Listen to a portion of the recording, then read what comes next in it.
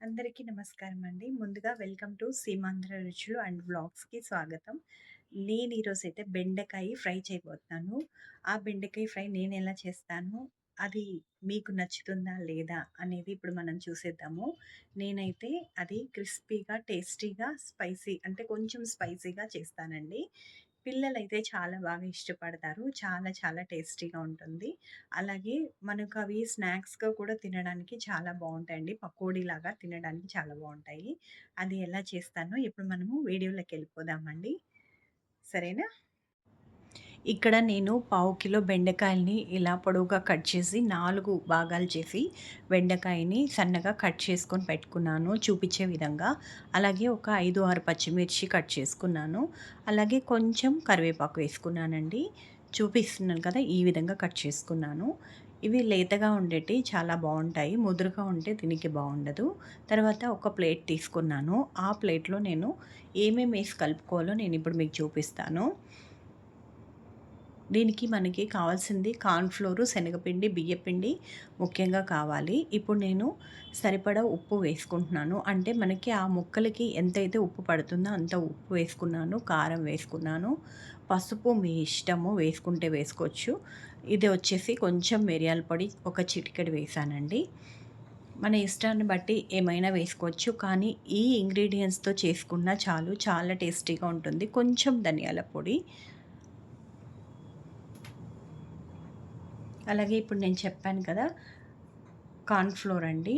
ఇది ఒక పెద్ద స్పూన్‌తో ఒక స్పూన్ నిండా తీసుకోండి. అదే ఇవన్నీ కూడా ముక్కలకి తగినట్టుగా మనం క్వాంటిటీ అనేది తీసుకోవాలి.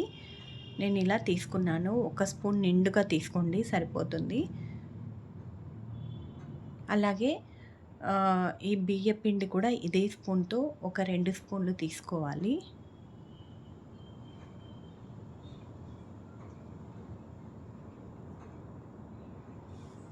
బియ్య పిండి అండి.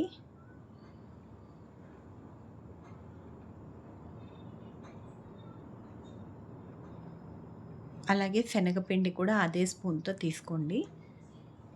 2 స్పూన్లు శనగపిండి, ఇంచుమించు 2 స్పూన్లు బియ్యపిండి, కార్న్ ఫ్లోర్ 1, 1.5 స్పూన్ అయితే సరిపోతుంది. మీ టేస్ట్‌ని బట్టి మీకెంత క్రిస్పీగా కావాలనో అలా తీసుకొని, వీటన్నిటిని కూడా ముందుగా వాటర్ ఏసేసుకొని ఇలా బాగా మిక్స్ చేసేసుకోండి. ఇలా మిక్స్ చేసుకోవటం వలన మసాలా అంతా కూడా బాగా ఉప్పు, కారం అన్నీ కరెక్ట్‌గా ఈ బ్యాటర్‌లోకి వచ్చేస్తుంది. ఇలాంటి బ్యాటర్‌లో మనము ఏదైనా ఇప్పుడు మనము బెండకాయలు కట్ చేసుకున్నాం. బెండకాయలు కానీ, దొండకాయలు కానీ, కాకరకాయ కానీ ఏదైనా సరే ఈ బ్యాటర్‌ని ఇలా కలుపుకొని అందులో వేసేసుకొని మనము బాగా ఆ ముక్కలకి పట్టే విధంగా తిప్పుకోవాలి. ముఖ్యమైన విషయం ఏంటంటే అండి, ఈ బెండకాయలని నేను మార్నింగ్ కట్ చేసుకొని 12కి అలా ఇలా ఫ్రై చేసుకున్నాను. ఎందుకంటే బెండకాయలో జిగురుంటుంది. బెండకాయ ఈ విధంగానే చేసుకోవాలి. అదే దొండకాయ అనుకోండి ఒక 10 నిమిషాలు ఒక హాఫ్ అన్ అవర్ ముందు కట్ చేసుకున్నా సరిపోతుంది. ఇలా మనము బయట హాస్టల్స్‌లో పిల్లలకి చూస్తూ ఉంటామండి. ఆలుగడ్డ కానీ, బెండకాయ కానీ, దొండకాయ కానీ, క్యాబేజ్ కానీ ఈ విధంగా కలిపేసి ఫ్రై చేసి పెట్టేస్తూ ఉంటారు. రోజు తినడం నా ఉద్దేశంలో అయితే అంత మంచిది కాదండి. ఎప్పుడైనా మనము నేనైతే ఇవాళ పల్లీ చట్నీ, పల్లీ పచ్చడి అంటాం కదా! అలా రోటి పచ్చడి చేశాను. దాంట్లోకి ఇవి బావుంటాయని చెప్పి బాబు అడిగితే చేశాను. ఎక్కువగా అయితే ఆయిల్ ఫుడ్‌నైతే ప్రిఫర్ చేయకండి. హెల్త్‌కేమంత మంచిది కాదు.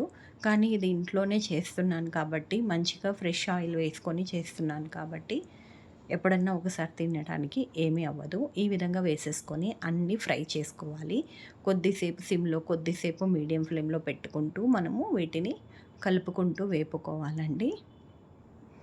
ఇవి మనము బయట క్యారియర్‌కి తీసుకెళ్ళాలన్నా కూడా ఏమీ అవ్వవు. క్యారియర్‌కి నేను ఒకరోజు బాబుకి క్యారియర్ పెట్టిస్తే కూడా ఈ క్రిస్పీనెస్ అనేది తగ్గలేదండి. అలాగే ఉందంట. నేను మళ్ళీ బాబుని ఇంటికొచ్చాక అడిగాను, "మెత్తగా అయిపోయాయా? క్రిస్పీగా ఉన్నాయా?" అనంటే, "లేదమ్మా బాగున్నాయని" చెప్పాడు బాబైతే. మీరు కూడా తప్పకుండా ఇవి ట్రై చేయండి. నచ్చుతుందని అనుకుంటున్నాను. మరిన్ని వీడియోస్ కోసం నా ఛానల్‌నైతే వాచ్ చేయండి. ప్లేలిస్ట్‌లో అయితే చాలా వెరైటీస్ ఆఫ్ ఫుడ్స్ అన్నీ ప్రిపేర్ చేసున్నాయి. తప్పకుండా ఒకసారి ప్లేలిస్ట్‌లోకి వెళ్ళి విజిట్ చేయండి. ఇంతేనండి. ఈ విధంగా వేపుకోవాలి. మొత్తం బెండకాయలన్నీ కూడా. ఈ విధంగానే మనం వేపుకోవాలి. మళ్ళీ ఇంకో వాయి వేశాను. వాయి అంటే ఇంకొక ట్రిప్ అనమాట. మామూలుగా ఇడ్లీలో పెట్టేటప్పుడు పెద్దవాళ్ళు ఇంకో వాయి పెట్టు, ఈ వాయి దించేసేయి అంటూ ఉంటారు కదా! ఆ విధంగా ఇంకో వాయి అయితే వేశానండి. మనము ఈ బెండకాయలు ఇలా వేపుతున్నా కూడా ఈ బెండకాయ కలర్ అయితే కొంచెం కూడా తగ్గలేదు. నేను ఆల్రెడీ వేపి ఉన్నాయి కూడా అలాగే గ్రీనిష్‌లోనే ఉన్నాయండి. తప్పకుండా నా ఛానల్‌ని నచ్చితే లైక్ చేయండి, షేర్ చేయండి, కామెంట్ చేయండి. చూసి వెళ్ళిపోకండి. కనీసం లైక్ చేసి వెళ్ళండి.